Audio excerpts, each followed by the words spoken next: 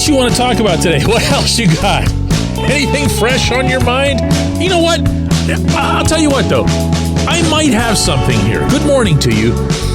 Good Wednesday morning. I'm Dejan Kovacevic of DK Pittsburgh Sports, and this is Daily Shot of Pirates. It comes your way bright and early every weekday. If you're into football and or hockey, I also offer daily shots of Steelers and Penguins in the same place that you found this.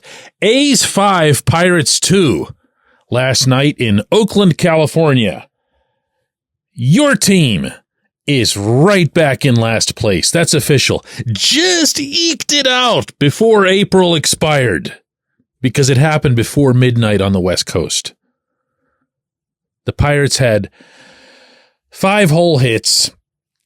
Their final 15 batters were retired. Their final 6 among those 15 all struck out. They struck out 12 times in all. What do you got here? You know? What's this new ground that can be broken this morning for you? Here's something. I think we all can agree, after these past 3 years now, that the way that Andy Haines instructs the hitters is the way that Derek Shelton would want Haines to instruct the hitters, is also the way that Ben Cherington would want everyone on the field to instruct the hitters. They're all into this passive approach. They're all into this waiting and waiting and waiting and running up the other team's starters' pitch count, and they don't care that it very clearly comes at the detriment of what it is that the hitter is principally up there to do, which is to hit the ball. So even when those occasions do arise, where, as Shelton keeps saying these days, we're trying to get them to be more aggressive, it's been stripped from them. Brian Hayes, guys on second and third last night, watch strike 3 go right down the pipe like a batting practice 80-mile-an-hour fastball from a positional coach behind an L screen. And if you hadn't seen it 100 other times on this road trip alone, you might actually have been stunned, as opposed to just saying, yep, that's what they do. So we know all this. We know all this.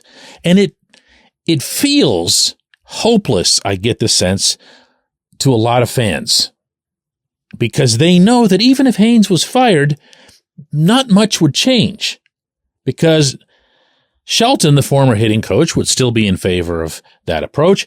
Cherington, who has no experience of the kind but is running baseball operations, lives for this approach, and they would both just find somebody else. Well, guess what? There are a couple of people in this structure who have the authority to do something here, and neither of them has done so yet.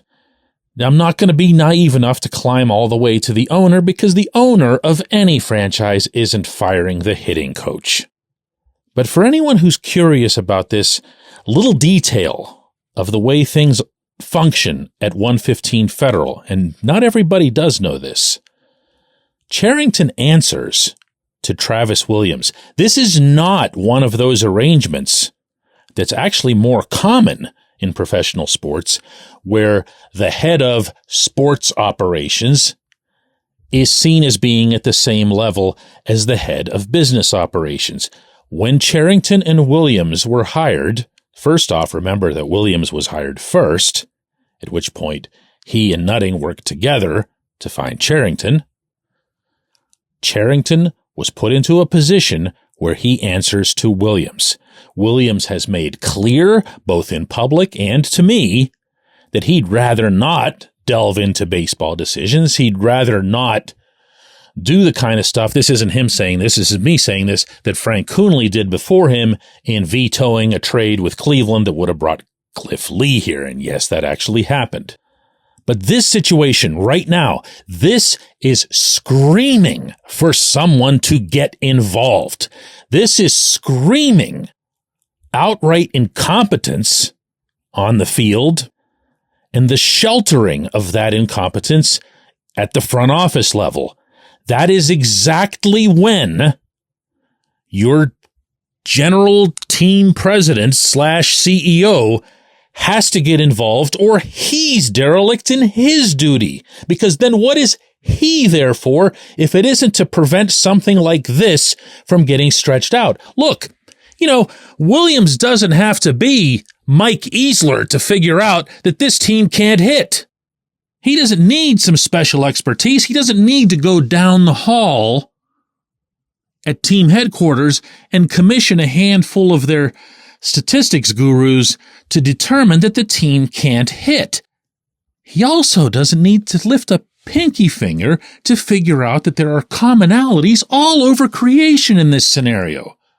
That it's everyone, including the players in whom they're investing the most in the future, including O'Neal Cruz, including Henry Davis, including every single young player that Haines has gotten his hands on. And it doesn't matter. It doesn't stop anything.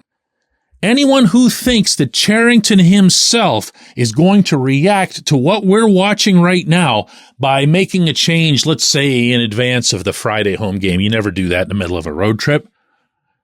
But let's say, Thursday, day off, they're flying home, start fresh this weekend. That won't happen. Not initiated by the GM. It won't. He's made that stance clear to the extreme of condescending, of mocking anybody who even thinks that the hitting coach could conceivably be doing a bad job. For the millionth time, the hitting coach is not the reason the Pirates can't hit. It would be insane and beyond myopic to think so. But you can't just sit there and do nothing. You can't just sit there and hope when even the underlying metrics aren't in anyone's favor. They don't hit the ball hard. They swing right through fastballs. They don't swing nearly enough. There's nothing to suggest that this is going to turn around unless Travis Williams, more than anyone else, the one person who can really do something about this, gets involved. When we come back, J1Q. This portion of Daily Shot of Pirates is brought to you by our friends at North Shore Tavern. That's directly across Federal Street from PNC Park. It's home of Steak on a Stone, an eating experience, underscoring the word experience. The steak is brought to you partially cooked on an 800-degree stone, and you do the rest. It's a ton of fun, it's a great meal, and it's a baseball atmosphere like no other in Pittsburgh. North Shore Tavern, right across Federal Street from PNC Park.